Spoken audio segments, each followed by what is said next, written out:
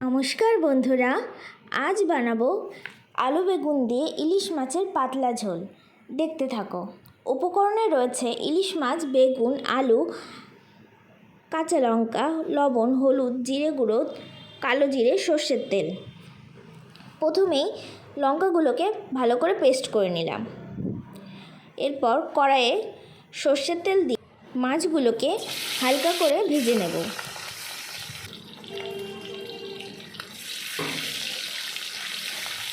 মাছগুলো ভাজা হয়ে গেলে তুলে নেব। এরপর ওই তেলেই বেগুনগুলোকে ভেজে নেব অল্প পরিমাণ হলুদ দিয়ে। আর একটু তেল দিয়ে দিলাম। কালো জিরে ফোড়ন দিয়ে লম্বা করে কেটে রাখা আলুগুলোকে ভেজে নেব। আলুগুলো ভালো করে ভাজা হয়ে গেলে কাঁচা লঙ্কা বাটা দিয়ে দেব।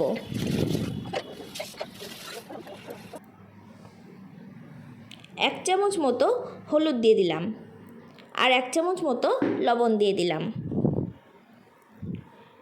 এরপর ভেজে রাখা বেগুনগুলো দিয়ে দেব।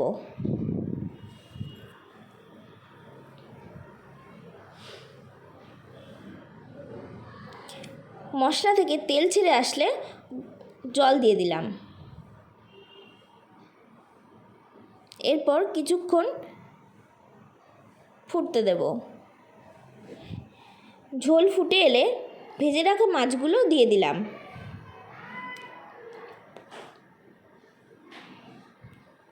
দশ 15 মিনিট ফোটার পর জিরে গুঁড়ো দিয়ে নামিয়ে নিলেই রেডি এই গরমে ইলিশ মাছের পাতলা ঝোল। কেমন হয়েছে অবশ্যই জানাবে। আর ভালো লাগলে আমার চ্যানেলটিকে like, comment, share and subscribe করে দেবে। আজকের মতো টাটা।